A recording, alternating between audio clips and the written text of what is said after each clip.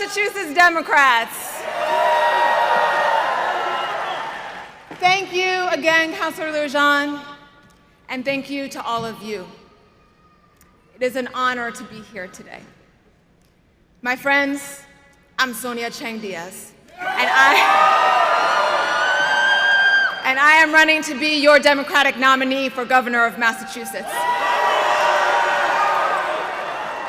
Now, read any newspaper, and you'll see that political insiders say that I am not favored to win this primary. No. I don't have the most money in this race, and I am not the preferred candidate of the Beacon Hill establishment. There's a reason for that. When you spend your career pushing for change, it can make those in power uncomfortable. And sometimes you pay a price for that. But friends, that's the price I am willing to pay. Because we know that the price of inaction is so much higher. Today, housing and childcare costs continue to climb.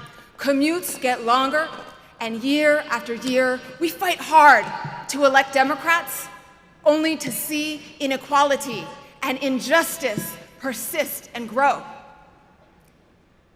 It's easy to look around and to feel despair, to feel resignation about what we can accomplish, to feel like the best we can ever do is settle for a little less and retreat to safer paths rather than the right ones. My friends, if you have felt these feelings, if you're feeling them right now, I want you to know that I have felt them too.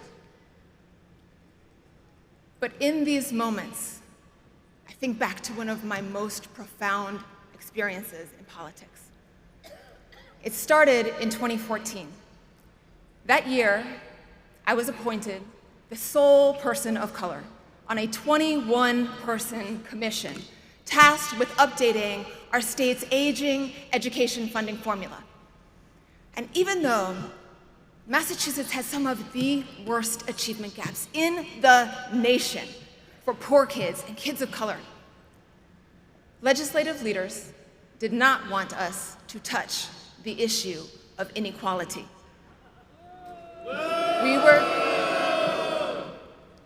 We were supposed to get in and get out with the least expensive recommendations possible, do the bare minimum, and walk away, saying, we took a step in the right direction. Now, the silent rule on Beacon Hill is that if leadership doesn't want you to do something, that's supposed to be the end of it. And anyone who goes against their wishes will face consequences. But many years before I was a legislator, I was a public school teacher in Lynn. Every day, I saw how there was never enough paper in the supply closet. Kids come into school without winter coats, and too many students on not enough teachers' rosters. And so when I sat on that commission and I saw the direction that we were headed in, I thought about my students in Lynn. And so even knowing that it would cost me dearly, I spoke up. I refused to follow the rules. I made it my mission for the next 4 years to ensure that the solutions that kids across our state needed would actually become the law. Now we knew that getting it passed wouldn't be easy. We faced unwilling leaders in the governor's office and the legislature. But brave people in key moments used the power that they had to make the right things happen. Pat Francomano and Dave Verdolino, 2 suburban members of that commission, dared to stick their necks out for students in other school districts, even when their own communities would have been safer if they'd said nothing. Rafaela Polanco and hundreds of low-income single moms like her, fearful of speaking English at a microphone, dared to show up in hearing rooms and risk her time and her faith on a system that was rarely, if ever, responsive to her. Teachers' union leaders dared to break the go-along to get-along rules of Beacon Hill and risked being iced out by legislative leadership. Members of the House organized across both chambers against what the Speaker wanted and told him they will vote no on anything less than 100% for our poorest kids. It took 4 years, and people across our state finding the courage to stand up to the powers of obstruction.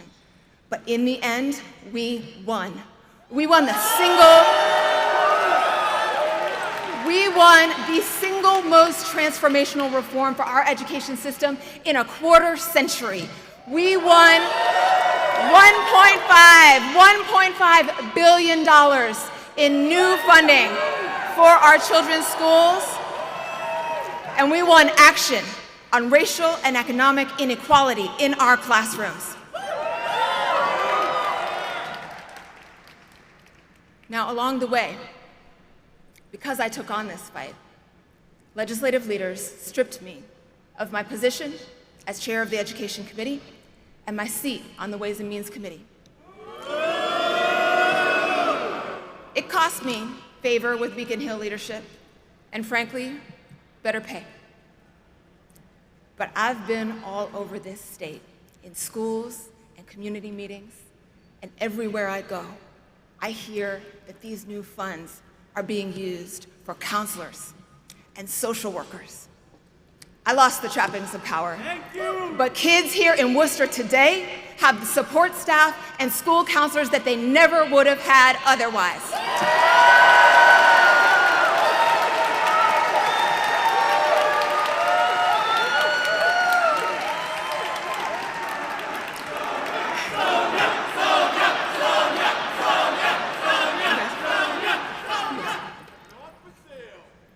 That's a trade I would make every time. And friends, that's what courage gets you. We know what we need to do to meet this moment for working families. Our party's platform is an inspiring call of moral conviction built by each of us here together. It says that we support Medicare for all because no one should have to choose between filling their prescriptions and keeping the heat on. It says that we should make public college debt-free because every student deserves a quality education without getting crushed by student loans. It says that we support fare, free public transit because it is past time. It is long past time to stop balancing the books on the backs of our poorest neighbors. I am the only candidate who supports these core tenets of our platform, and I am here to tell you we can get there, but we must be clear-eyed Democrats. The reason we haven't achieved these things isn't due to a lack of resources or public opinion or even Republicans in our state. We have a Democratic supermajority in both chambers of the legislature. It is because too few of our political leaders display the same acts of courage that working people do every day. So here is my promise to you. Here is my promise to you. When I am elected governor, we won't just talk about these ideas in our platform, we will make them the policies of our Commonwealth.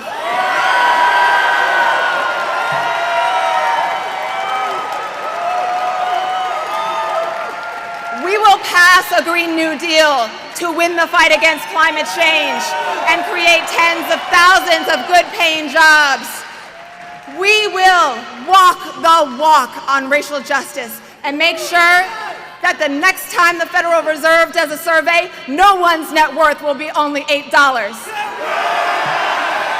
And we will deliver on reproductive justice, not just on paper, but in reality, no matter your income, race, or zip code. We will pass a millionaire's tax. We will stop Uber and Lyft's anti-worker power grab and we will establish universal preschool for every child in this Commonwealth.